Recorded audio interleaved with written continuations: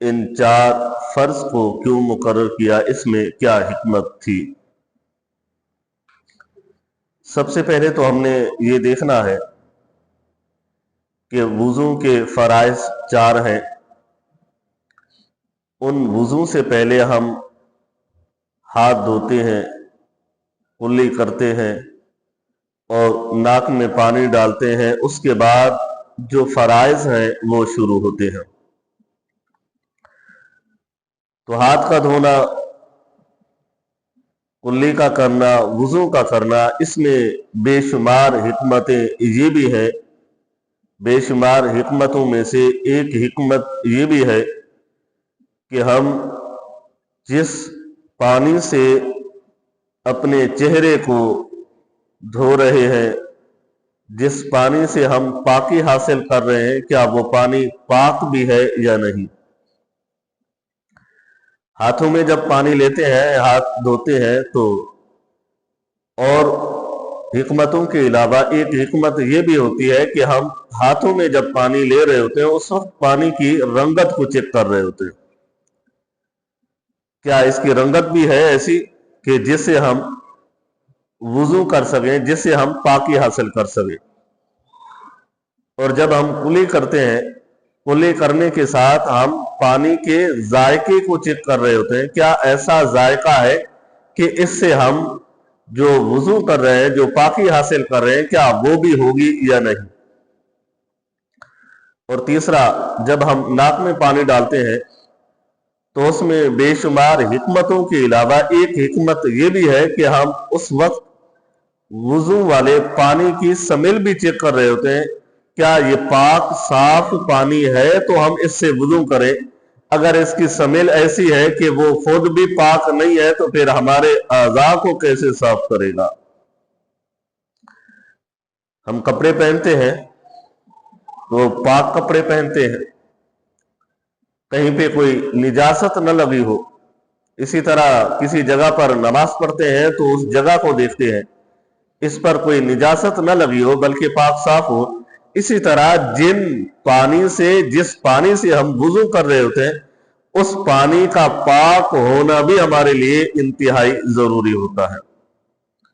اور پانی کے پاک ہونے کے 3 طریقے ہوتے ہیں۔ اس کی رنگت کو دیکھا جاتا ہے، اس کے ذائقے کو دیکھا جاتا ہے، اس کی سمیل کو، بو کو چیک کیا جاتا ہے۔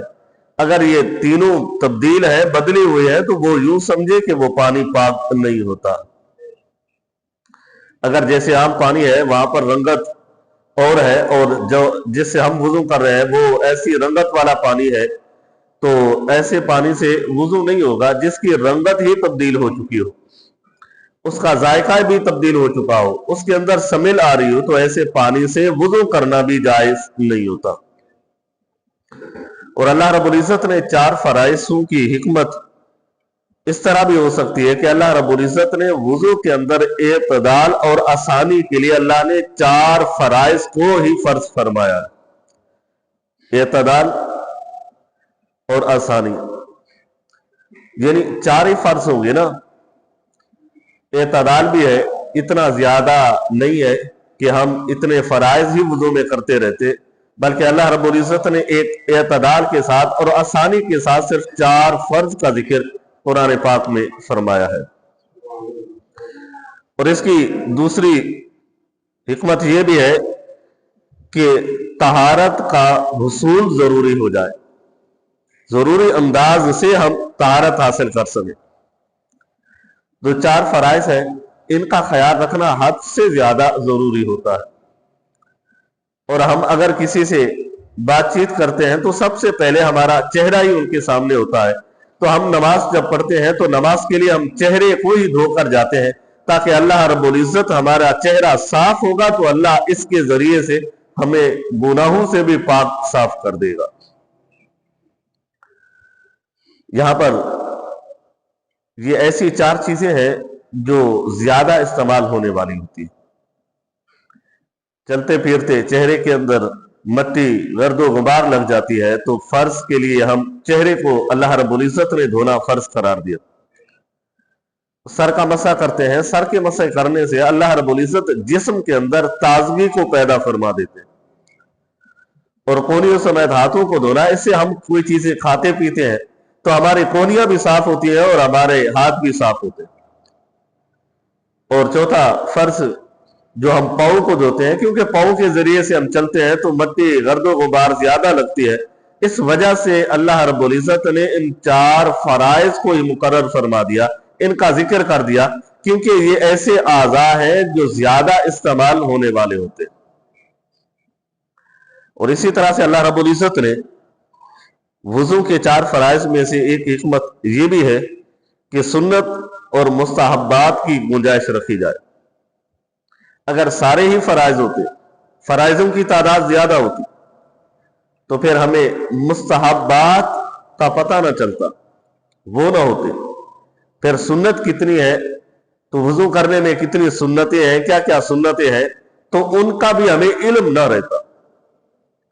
तो इस वजह से अल्लाह रब्बुल इज्जत ने सिर्फ 4 फर्ज मुकर्रर की, ताकि उससे कुछ पहले भी सुन्नतें और मुस्तहब्बात हो और उसके बाद भी कुछ सुन्नतें और मुस्तहब्बात। और इसकी चौथी हिकमत यह है कि अल्लाह रब्बुल इज्जत ने इन 4 फराइज का जिक्र लारैब और बेऐब किताब में कर दिया। 4 फराइज है जो अल्लाह रब्बुल इज्जत ने लारैब और बेऐब किताब में इरशाद फरमा दिए, उनका जिक्र कर दिया।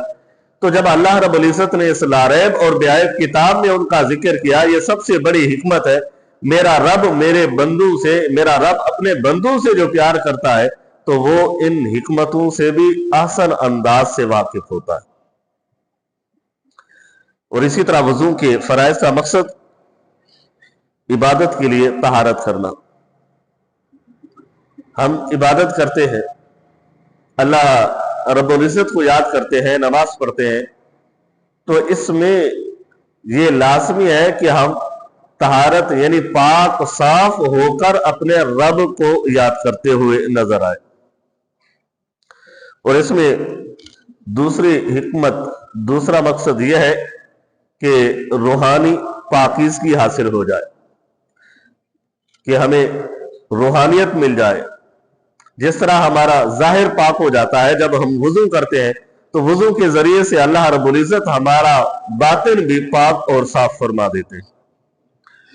जब हम चेहरा धोते हैं, चेहरे से, आंखों के जरिए से जो गुनाह होते हैं, अल्लाह इस वुजू के जरिए से उन गुनाहों को मिटा देता है। इस वुजू के जरिए से उन गुनाहों से हमें पाक साफ कर देता है। और इसी तरह हाथ के जरिए से जो गुनाह होते हैं, अल्लाह रब्बुल इज्जत इस वुजू के जरिए से हाथों के जो गुनाह होते हैं उनको भी गिरा देता है, उनको भी मिटा देता है। जहां पर दूसरा मकसद इसका यही है कि रूहानी पाकीज़गी की जाए। और तीसरा मकसद गुनाहों से माफी।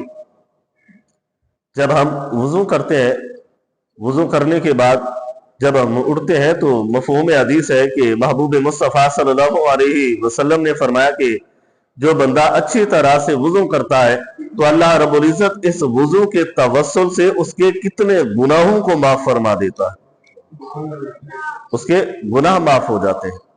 तो वुजू पाकीज़गी भी है, वुजू तहारत भी है, और वुजू गुनाहों से भी माफी का एक जरिया बन जाता है। और इसकी चौथी हिकमत सेहत और सफाई है। जब हम वुजू करते हैं, तो इस वुजू के जरिए से हम चेहरे की, बाजों की, पाँव की सफाइयां कर रहे होते हैं, साफ कर रहे होते हैं। तो ये सफाई हमारी सेहत की एक जमानत बन जाती है। इसके जरिए से अल्लाह रब्बुल इज्जत हमें तंदुरुस्तियां अता फरमाता है। और इसी तरह से वुजू करने से अल्लाह रब्बुल इज्जत ज़हनी सुकून भी अता फरमाता है। इंसान जब वुजू कर रहा हो, जब वुजू करता है, तो वुजू में बेशुमार हिकमतें, बेशुमार